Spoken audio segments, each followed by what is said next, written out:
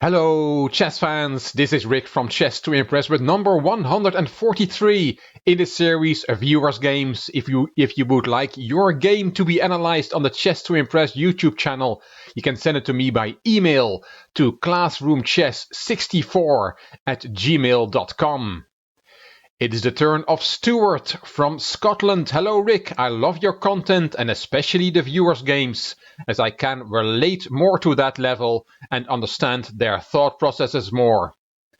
I'm 65 years old and have been married to Linda for 36 years. We have no children. I worked in the civil service and have been retired for 4 years. I was born in Edinburgh and still live there now. My first exposure to chess was when my Canadian relatives sent me a chess set one Christmas as a child. At that point, I had no idea how to play. At primary school, I watched two classmates play a game and could not understand how the pieces could move right up the board. At secondary school, there was a chess club after school hours and I joined it and learned how to play. I would be 12 or 13 at the time. The games, though, were very low standard, with basically seeing whose queen would mop up the most pieces. There wasn't really any instruction on how to become better, as any help was reserved to those who knew some basic tactics. I only played chess rarely after these years, and I did quite well, playing in the few games I had, thinking I was quite good. It was 1986, 2 years after I married, that I joined a chess club. Any thought that I might be a decent player took a nosedive, as everyone at the club was so much better. Over the years though, I've improved and feel I'm now a reasonable club player. I've managed to win a few chess congresses at minor and major level and play regularly in the local leagues. I now also run a chess club for older people and have been doing this for around 3 years, having taken over from the previous group leader when he had to give up due to poor health. During the current situation, that, plus all my over-the-board chess activity has ceased. I still send an email once every 2 weeks to the club members, and on Monday I'll mention it to them that one of my games is being reviewed. I found your channel a few years ago and I like your style of presentation. I like that you cover games at all levels rather than a lot of places which only cover top-level games. My wife, who does not play chess, loves your introduction when you say, "Hello, chess fans." I thank you for all you do for chess, and I'm honored that one of my games will be analyzed on your channel, says Stuart McKinney. And that's a lovely introduction. Thank you very much, Stuart. It is for players, chess lovers like you, that I do this channel. Let's have a look at Stuart's game. He was black, so we're going to look at the game from the black side. It was an over-the-board game played on the 3rd of March in 1989. Yes, a long time ago. The white player was Thomas Barr with a rating of 1380 and our hero Stuart had a rating of 1160 at the time. I don't know the time control for this game. I presume it was a classical game. What I do know is there were surely no increments, as in those years, in the 80s, chess was being played with analog chess clocks. Let's have a look at the game. White opened with e4 and Stuart answered with e5, the classical way. Knight f3, knight c6, and we have the Ruy Lopez, the Spanish opening with bishop b5. Here a6 is the main move, followed by knight f6, also very popular, but Stuart plays the third most popular option with d6. White plays d4, bishop d7, and now you can play knight c3, or you can castle. Another option is d5, and that is what white played in this game. It's attacking the knight, knight dropped back to e7, and the bishops were swapped. And white played c4. The center is closed, and the arrow rule shows that white should play on the queen side and black on the king side, and that is exactly what we'll see. The arrow rule, black's arrow points to the king side, and white's arrow points to the queen side. If you didn't know that rule, that is a very handy rule to keep in mind. When the center is closed, then you know where to attack. Knight f6 from Stuart, knight c3 developing, and c6 attacking the white center. Knight g6 instead was played by all strong players that I have in my database. But c6 was played by Stuart. Bishop g5 from white. And now look at this move, queen g4, a very aggressive move, bringing the queen deep into white's position. The engine doesn't like the move very much and wants to kick the queen straight away with h3. And then you cannot take a pawn on g2 because after, do you see it? If you want to look for yourself, put the video on pause. What is the refutation of queen takes g2, snacking a pawn? It is rook h2 and the queen is trapped. After queen g4, white did not play h3, he took on f6. G takes, and look at this one, castling. Castling kingside against the storm. It looks very dangerous with black's queen on g4 and the half-open g-file, but the white player is not afraid and the engine agrees that white is okay here. Stuart played f5, starting his attack against the white king. Now white played h3, kicking the queen, and it dropped back to g6. Here white took on c6. White has to balance defending his king with creating counterplay on the other side of the board to try and distract black's pieces from the attack.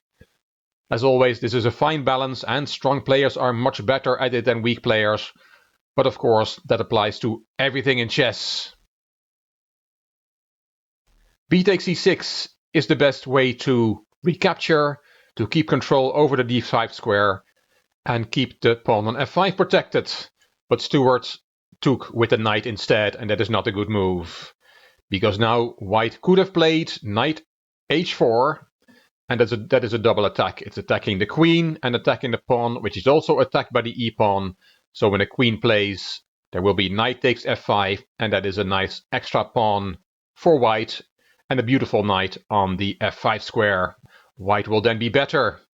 But knight h4 was not found by white. He played queen a4 instead and missed that chance. And now Stuart took his chance. He took on e4, kicking the knight. Knight went back to d2. That knight could have been on f5, which would have combined defense and attack. And white could have been a pawn up instead of being a pawn down, which he is now. And Stuart played f5, protecting the e4 pawn. Knight d5, jumping into that nice square on d5, which black gave up. And now Stuart castled, also against the storm, although the storm on the queen side is not blowing as hard as it is on the king side. White played knight b3 and rook g8, both players bringing their pieces into the attack, and black is now threatening checkmate in one move with queen takes g2. So g3 was played, and Stuart piles on the pressure with f4. g4 from white, keeping lines closed, but black has a number of ways to try and open the lines. h5 came, good move. And now white played knight a5 on the 20th move. Both players are attacking, but Stuart is a lot quicker. He took on g4, and if you take back, then you're going to be checkmated in two moves. Queen takes g4 check, king h1, and several checkmate moves. So after h takes g4, white did not take on g4, he played h4. Again trying to keep the lines closed against his king. Here knight d4 is a move given by the engine as very, very strong. Stuart played g3 instead, and also this is good enough. Black is winning here. White played f3, desperately trying to keep those lines closed. E takes f3 and knight takes b7. And here's a very important moment. Here Stuart played queen g4, but that move deserves 2 question marks. And we'll see in a minute why. Taking a knight is not good either. King takes b7 is also a bad move, because then it will be white who will checkmate the black king. White is quicker here. Let's have a look. Queen b5 check. And if you go to a8, then it's checkmate on the spot with knight c7. And if you go to c8, then the game only lasts a little bit longer. Queen takes c6 check, king b8, queen c7 check, king a8, queen takes rook, check, king b7, another check, and if you go to a6, then knight b4 is checkmate, and if instead you go to a8, then queen c8 is checkmate. All this is completely forced, every move went with check. So where were we? We were at knight takes b7 on the 23rd move, and we saw you cannot take that knight. The move queen g4 played in the game is not good either. What would have been good is f3, f2 check. That is the only move that wins this game. I will not show you the variation, as we will see this variation later on. Why is queen g4 bad? Well, it's quite similar to the variation we just saw. Queen takes c6 check was played by white, king b8, and white wins in a very beautiful way.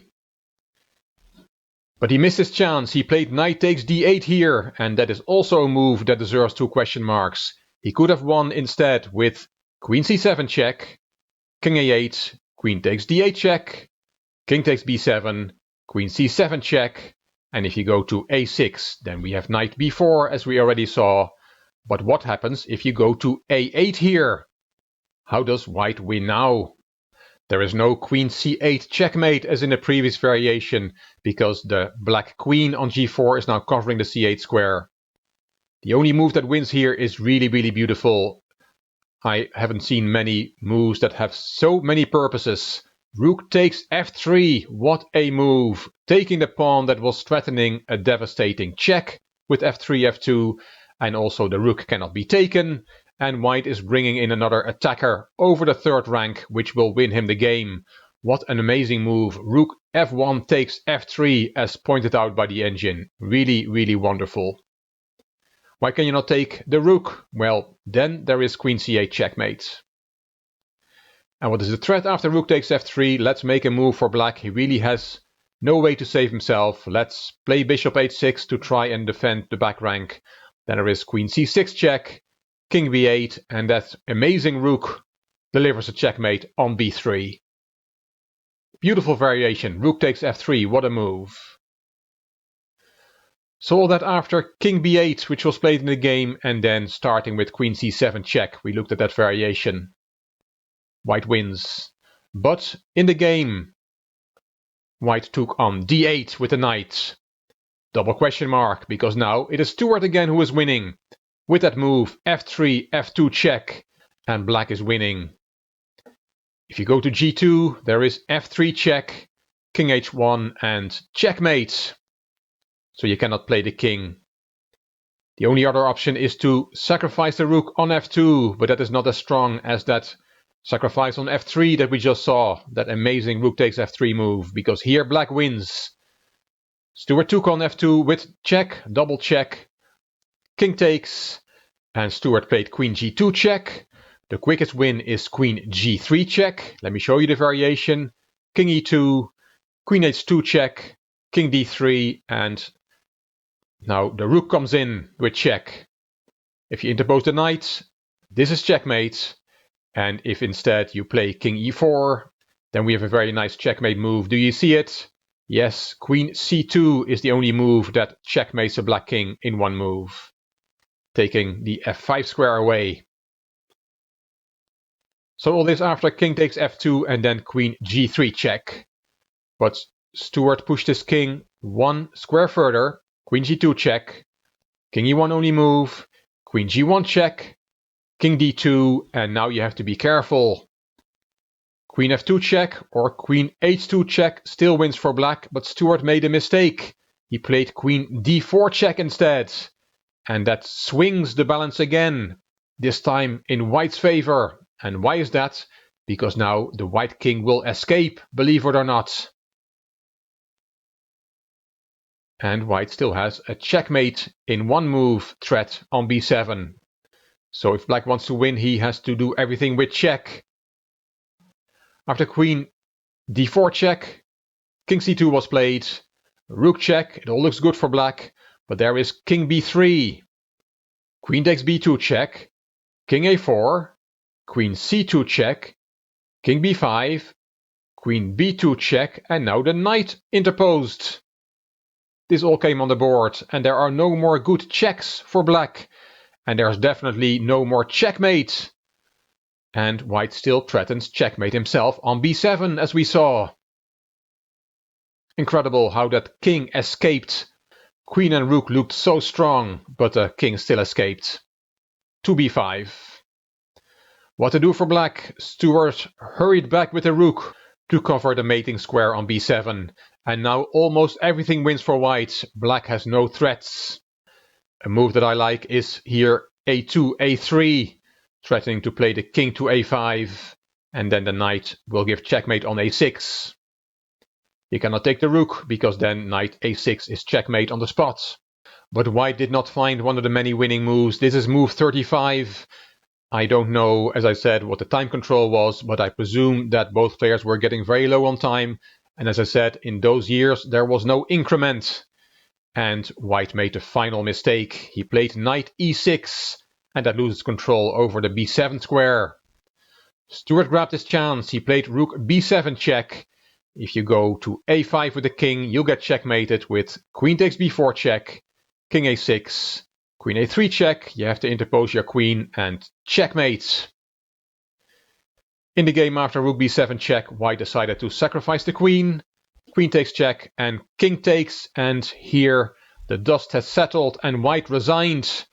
He's material down and black's f and e pawns are too strong. What a game! Games with opposite castling are always exciting, but this was a real roller coaster. The wind moved many times from white to black and the other way around. But white made the last mistake and Stuart chalked up a nice win, which must have felt very good all those years ago. A very spectacular game. Thanks a lot, Stuart, for sharing it. I hope you enjoyed Stuart's adventure in this game. If you did, please give the video a thumbs up, please subscribe to the Chess to Impress channel and please leave a comment. I will read them all and I will reply to them all. If you like the video, it would be great if you could share it on social media by clicking the share button on YouTube. You can find me on Instagram, on Twitter and on Facebook. This is Rick for Chess to Impress. Thank you for watching.